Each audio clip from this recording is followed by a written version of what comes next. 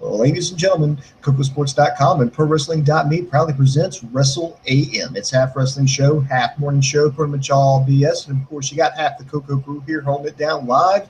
Yours truly, sexiest man on all Internet Wrestling Radio. Boom Boom here, shaking the room live from the RVA. And of course, joining me is my partner in crime, the man, the myth, the legend. He is Sammy Synister.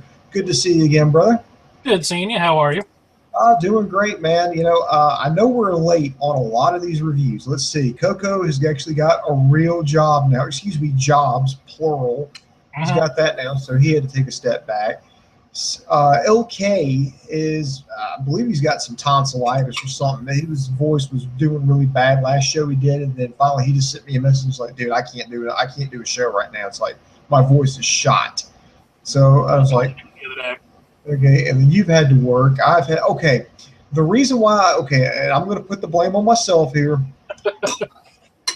I messaged Sammy yesterday and said, hey, look, I got some stuff going on. You know, he's like, tell Dave and okay, I can't do the show. Because I'm thinking, hell, there's four of us. There's four of us motherfuckers. Certainly somebody can. No, nobody did anything. Well, if y'all show me how to do, like, set it up on myself, I'll do a solo show. Yeah, well, I would just sit around waiting. I didn't realize that until like just now. And I'm like, I guess I need to show you that. But no, if you're, and most of you don't even care, but the reason I'm really doing this is because I scored some tickets to Nathaniel Rateliff and the Night Sweats.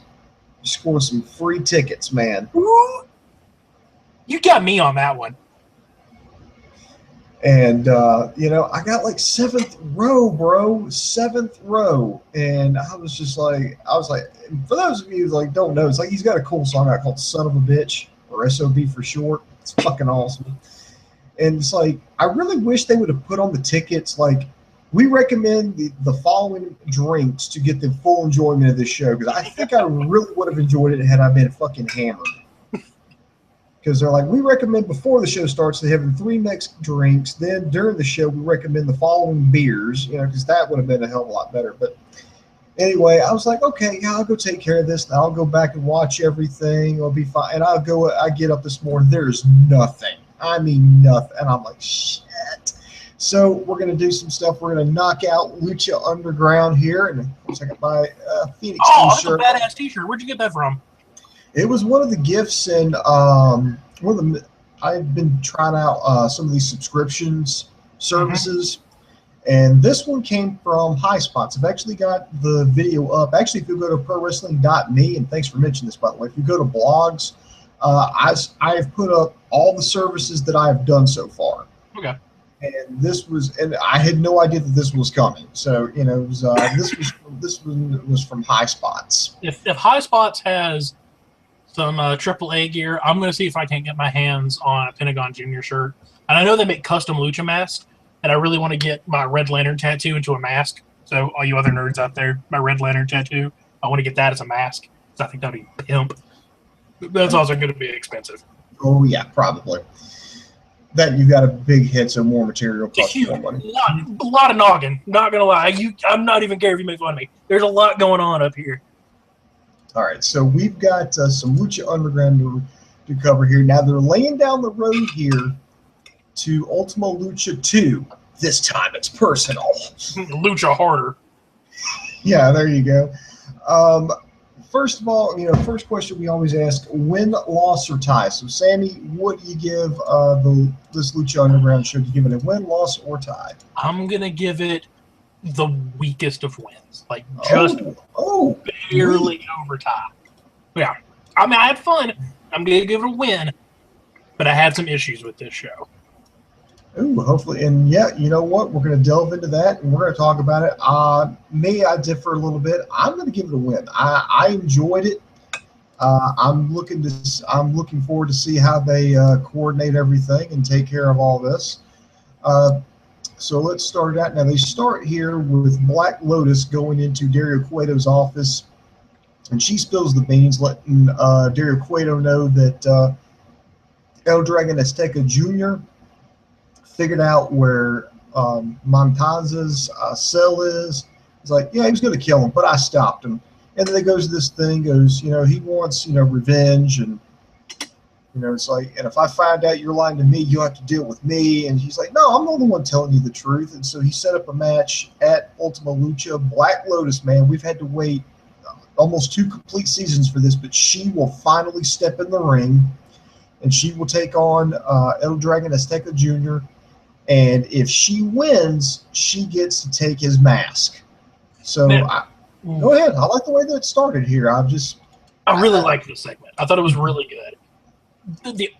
Again, I'm glad. Now, is Black Lotus, is she a wrestler I'm not familiar with? I've never heard of her or seen her before this, but that doesn't necessarily mean anything. I mean, there's been a lot of people I've been introduced to thanks to Lucha Underground. Same here. Like, I'm really not sure who she is, so I'm curious to see how she's going to do.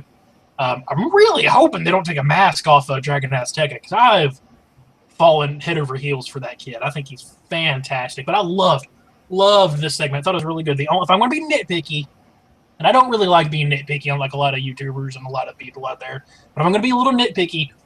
It's almost too little too late for me to care about Black Lotus. Again, we've waited almost 2 seasons to see what it, and if she doesn't come out and absolutely blow my goddamn mind, I'm going to be a little disappointed. So here's hoping. I got high hopes. Yeah, I hope so too.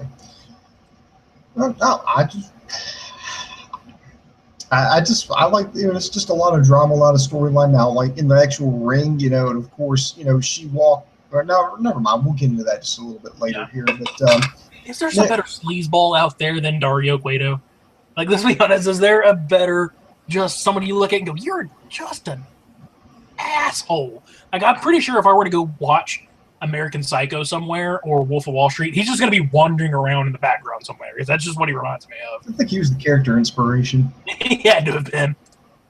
Yeah, I mean, dude, did you see, like, I know this is getting a little slightly off topic, but we plan on doing a review of this sooner rather than later, but there was actually this past weekend, they had the Lucha World Cup. Which, again, I'm in the process of watching, guys. I know me and Boom said we're going to review it. We're going to review it. Just be patient with us. Our schedules don't really match up. And, you know, we're both working, but it's coming. It's coming. So, I've watched both nights. Sammy's only watched night 1. Dario Cueto actually came out there with Team Lucha Underground. I'm not going to give away any spoilers right now. I'm pretty sure you can look them up, but I'm still not going to give them away in case you want to check it out. But he goes out there, he gets on the microphone, and even though I don't speak a goddamn lick of Spanish, I got the gist of what he was saying, and Mexico did not like him.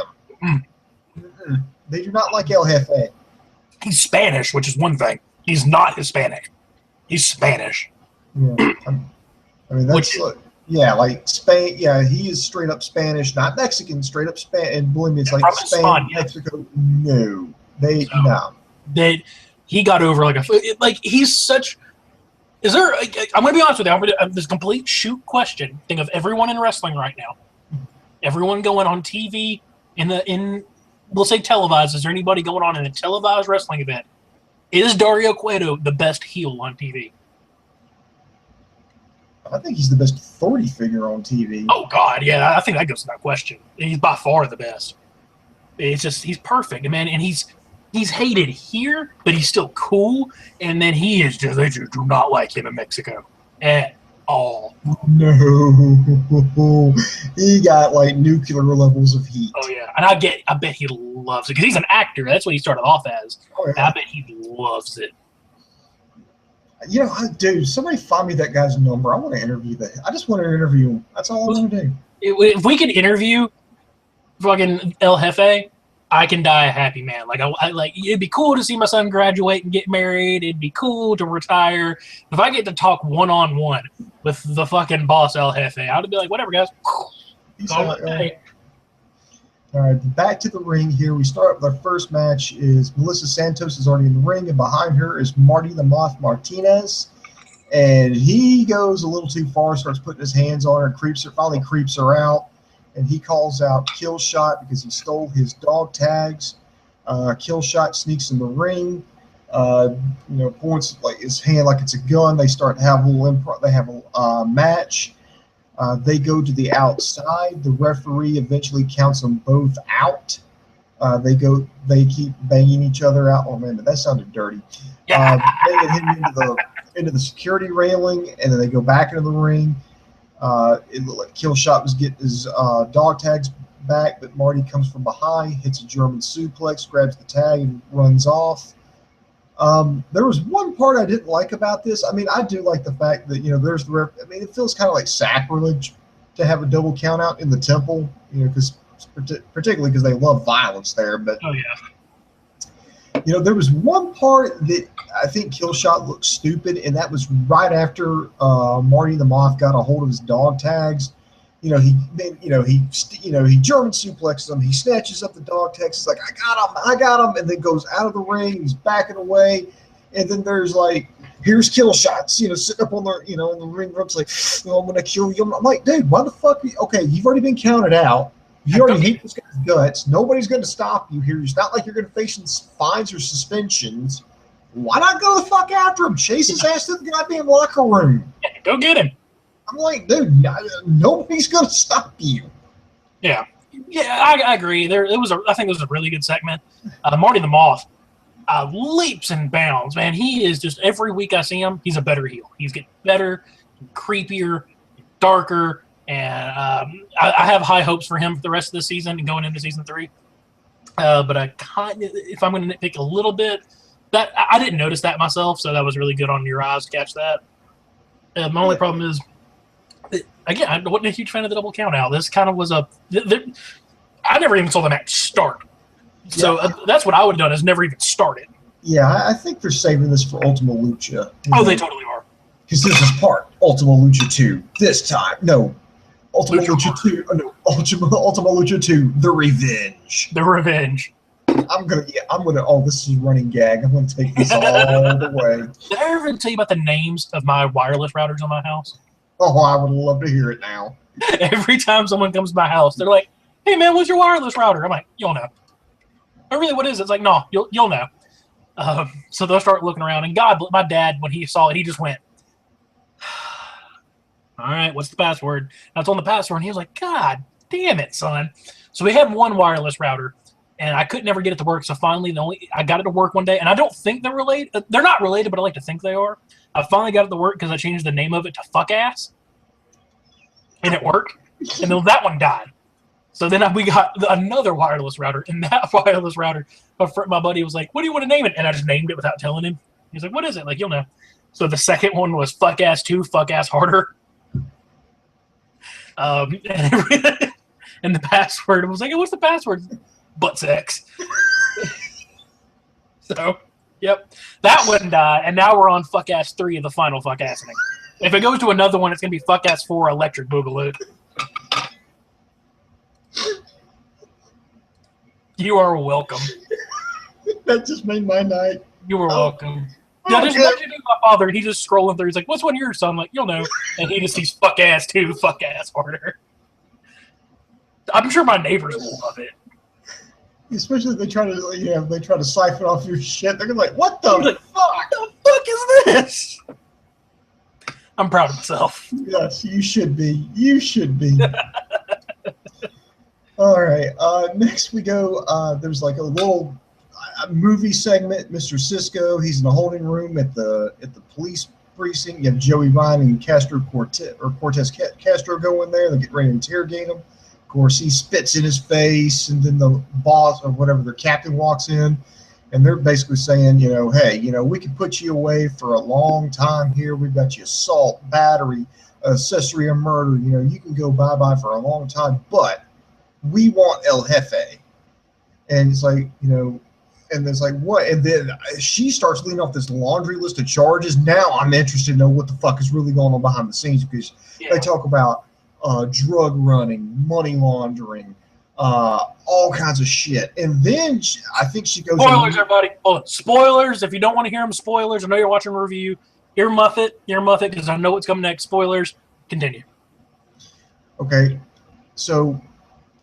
she lays on, then she gets, then they take it, then when you think, "Whoa, this is getting hardcore," she takes it to like fucking 11. She goes, "I think Dario's the linchpin." And of course, Mr. Cisco is like, "Linchpin to what?" the linchpin to the end of days. I was watching this, and I genuinely looked up from what I was doing and went, what the fuck? It was, oh, holy shit. Damn. So, 3 points I'm going to make about this. 3 points. Okay, go ahead. Between the last week where he got arrested and this week, this has been, it's wrestling, but dude, this has been genuinely really fucking tense. Like, I watch it and I'm apprehensive about what's going to happen. I'm like, oh my God, what are they going to do? Are they going to actually arrest him? Is he going to turn on Jefe? Like, what's going to happen? Which is awesome. B, they built up the mystery again. Because, again, end of the world and all this other shit that Dario Cueto's doing, that mystery just shot through the fucking roof. Because we always thought it was just a fight underground with some minor, like, you know, some little bitty minor supernatural things here and there. And now fucking the apocalypse is going to happen. I really hope the Metalocalypse happens and they fucking bring in a death clock, because that would be the most metal thing I've ever seen. And the third point I'm going to make, I'm going to nitpick just a little bit. Are they just not going to tell the captain that Castro and Mr. Cisco killed a guy? No, they know. They know. they do know. No, he straight up, Cortez straight up said, I wanted to bring him in when they killed Bale. Oh, yeah, I guess. Yeah, she straight up, he straight up said that. She's like, who cares about some low-life street thug? We got to get him on the bigger things. I'm like, holy shit. Now, knowing what those bigger things are, which makes me scared, if he's the linchpin of the center of the world, is the guy that he's so scared of, is that like fucking Satan now? Ooh, that's more intriguing. Maybe we won't. Maybe I don't think we're going to find out this season. I don't think we will either. I think that's the cliffhanger. I think that is going to be. We already know that we've got season 3 coming. In fact, I think they've got season 3 in the can, or pretty close to being in the can right now. So I'm thinking that's going to be what the cliffhanger is. They're going to finish up Ultima Lucha 2, the Resurrection. There you go. Ultima Lucha 2, the Resurrection. And then they are going to, and then that's going to be the cliffhanger. They're going to do something like the limo is going to pull up or something. It's going to be, who's the bank? It's like, you know what, Dario, you can't handle this. I'm going to show up now. Yeah, like, oh God. Who's? So I'm interested to see what's going on here. Same here. My theory is this: if he's the linchpin of the end of the world, Dario Cueto knows the world's going to end, and whoever his employer is the one that's going to do it. And Montanza is his golden ticket to avoid the apocalypse. Like, he's either going to sacrifice his brother so that he doesn't get caught up in whatever the end of days is, or like that is legit going to be his bodyguard through the end times. There you go. And so they're asking Mr. Cisco to wear a wire. And they do the whole temple. It's like, oh, hell no, I can't wear a wire in the temple. And they're like, well, fine then, you're going to jail for the rest of your life. Wait! Yeah, okay. This was genuinely tense to me. Like, this was some fucking Law and Order shit, and it was awesome. I don't know if somehow I think an 8x10 cell will be a hell of a lot safer than wearing a wire in the temple. I hope he comes out completely shirtless with a wire just like taped on him. I'm not wearing a wire. No, I think if they're going to follow the movie tropes, what they're going to do is, he already wears a shirt like it was part of the normal ring attire anyway. But I think Dario's going to be like, wait a minute, and then rip his shirt, and there's the wire, and he's like, it's right there up the middle of his fucking sternum. It's like, fuck, he's dead. He's got to be dead to rights. Excuse me. All right, next we go to a tag team match. We have Drago teamed up with Aerostar to take on 2/3 of the trio's champions, Jack Evans and PJ Black, in a Nunchucks match. This is the first. I've been watching wrestling for about as long as I can remember. Pretty close to. Well, never mind. That's not important. And I've never seen a nunchuck match. I was like, why? And it's like, here's the thing. This would not make sense anywhere else, but except for Lucha Underground. Nope. It's like, well, it's like a regular tag team match, except for they have nunchucks placed all over the temple, and if you get them, you get to use them. And I thought, okay, this isn't like. And I will give Lucha Underground mad props for this, because usually if let's just say we take let's just take like approach like WWE. If somebody gets a hold of a chair, what do? They stick them in the gut with it, then they smack them on the back. if they get like Triple H, he gets a sledgehammer. He puts his hand over the hard part and then just jabs the guy right in the gut with it. No, not Lucha Underground. Oh, shit. I mean, I'm talking Aerostar got hit full fucking swing. No, both of them, both Drago and Aerostar got hit in the gut with it. You could hear it crack, but I think it was Evans. But I'm talking full fucking swing, caught one right in the fucking face. Or if not, then, they really did some good camera work on there and had me convinced because he took one clean right to the face, to the top of the arena. They battled, they went back down to the ring, and Drago beat the shit out of Evans with those fucking nunchucks. I'm talking crack, crack, crack, pop, and then just rolls them up with, I think it was like the Dragon's Lair. Gets the pin. Oh my God. I mean, they were, I don't know what they were doing, but they were cracking this stuff like, it sounded like they were really. A lot of it, I think, is the acoustics of the temple, which are phenomenal. So, I mean, even like a super kick just sounds better in the temple. But I'm going to be honest with you. I hated this. I hated it so much. And I love Lucha Underground, and every other gimmick match they've done, I've been 100% behind. I watched this, and I just a lot of it's not fair. And then I'm not the biggest fan of Jack Evans, and I'm not a big fan of Aerostar either. So I was kind of apprehensive going into this. Yeah, well, I don't know. Aerostar's good. I just can't get behind him for some reason. But I did not like this match at all, like at all. It was too gimmicky for me. What's not to get about Aerostar? He's a Mexican luchador who lives in outer space. I mean, how could you not get behind him? How could you? I mean, it's cool. I don't know why I can't get behind him. Jack Evans is just a brash asshole that can do a lot of flippy flips and loopy loops. Yeah, he's Drago. He's an actual dragon from the Inframundo. Yeah, I'm convinced he's a dragon. But with Jack Evans, I think he has all the athletic talent in the world. I think he's a horrible wrestler. Well, what can I say? I enjoyed it. I was just, and I kept wondering why why did Johnny Mundo not come out there? Why did Taya not come out there? And that gets explained next, because now we have to have, since Brian Cage failed to win the championship when he cashed in the Gift of the Gods championship, they had to basically have like this emergency match.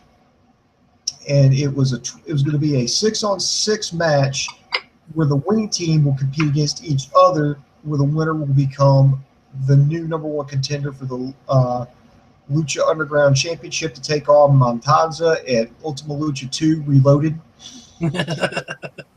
So you had Prince Puma, Tejano, Sexy Star, Son of Havoc, Rey Mysterio Jr., and the Mac versus Phoenix, Ivelisse, King Cuerno, Taya, Johnny Mundo, and who we thought was Chavo Guerrero. But Chavo wound up being the last one out.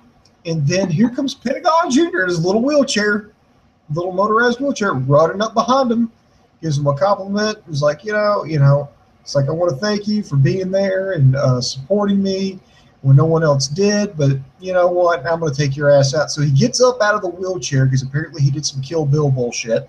Yep. On his off days, and breaks Chavo's arm. This brings out Dario Cueto, and most importantly, too, Black Lotus. I think it's the first time the Temple's seen this is the first time, and God, this is how big of a fucking nerd I am. We're late in season 2, and we've seen Black Lotus in like the movie type of segments, but we've never actually seen her in the temple. Yeah. So for the first time, she comes out like, "Hey, who is that? Oh, that's Black Lotus. I think that's his bodyguard." I'm like, okay. And I love this because, again, there are things that we're supposed to know that that the commentators, the temple's not supposed to know, and there's things that are going on that backstage the luchadors are supposed to know, but the audience isn't supposed to know. Well, this is one of those things.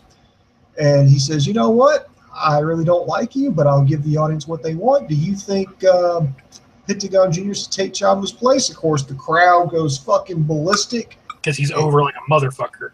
Oh, I know. So yeah, and there we go. I mean, this got crazy. 12 luchadors, and it did not get boring. A lot of spots, a lot of dives to the outside.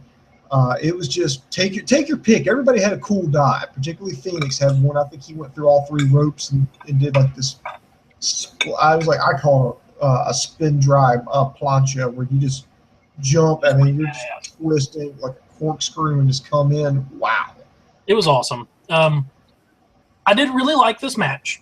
I thought there were some really cool spots. I like pretty much everybody that was in it. I'm going to nitpick it again just a little bit.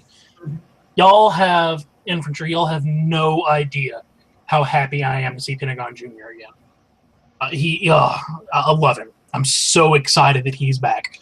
I think he's the best anti-hero on Lucha Underground.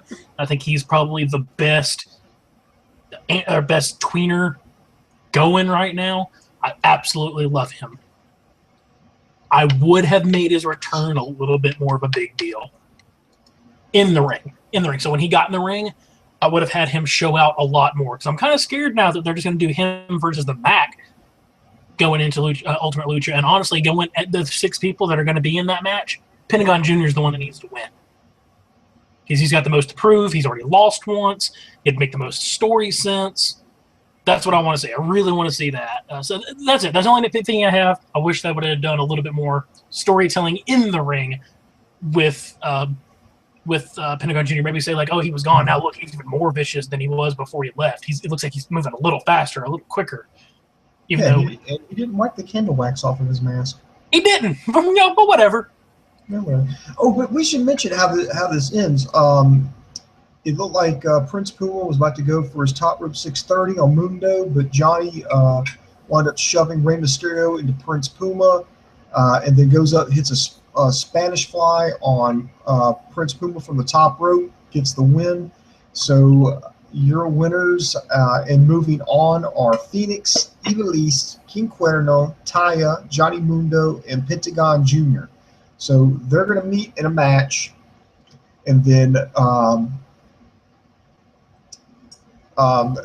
anyway, they're going to meet in the match next week, and the winner of that is going to go on to face Montanza in Ultima Lucha 2. Luchadors take Manhattan. And there you go. And then after that, we go to King Cuerno's den, and apparently Katrina broke into Cuerno's cabin or wherever the hell he lives, goes in there and holds up that stone, and it starts glowing. Then Mil Mortez, he comes to, he headbutts the glass, he comes out of the glass case, and now his eyes are glowing red, and I'm like, oh shit, now it's going to get personal. So and that was the end. Again, a week, and the only reason I'm giving it the weakest of wins is because I hated that Nunchuck match. I hated it. Without that, of course, it would have been a resounding win, like I typically give Lucha Underground. Well, I enjoyed the Nunchuck match. I think we all enjoyed the 12-man match. I guess the opener with the double disqualification, I think that's going to be pretty. I'm hoping to see where this goes. I think it's going to go to Ultimate Lucha, which will be cool. That's Ultima Lucha 2. Revolution? Yeah, Ultima Lucha 2, the Revolution. There you go. I'm trying to think of sequel names right now off the top of my head. Ultimate Lucha 2. My sister is a werewolf. Ultima Lucha 2 in 3D. The luchadors come right off the screen. Ay, caramba! All right. Looking around, I don't think. Well, we really don't have any questions except for Adrian Carmente. He's like, "Who's watching EC3? Not me." Sorry, guys. He's super talented. I just can't watch TNA. And then Rey Mysterio's like, "No takeover review." Patience, my friend. Patience. Ye of little faith. We've got to get that knocked out next. We just wanted to do Lucha Underground first because fuck it, why not? Fuck it, we'll do it live. Yep, we'll do it live. The whole thing sucks. So, That's going to do it for this show. We're going to do NXT TakeOver review next. So if you're watching us live, stay tuned. I just need to restart and get a new show set up. So give me not even 5 minutes and we'll be back on the air. So this is Boom Boom for Sammy Synister. In the words of Dave Coco, I am over, but he's not here. So I can just say the boom went bang and I am out.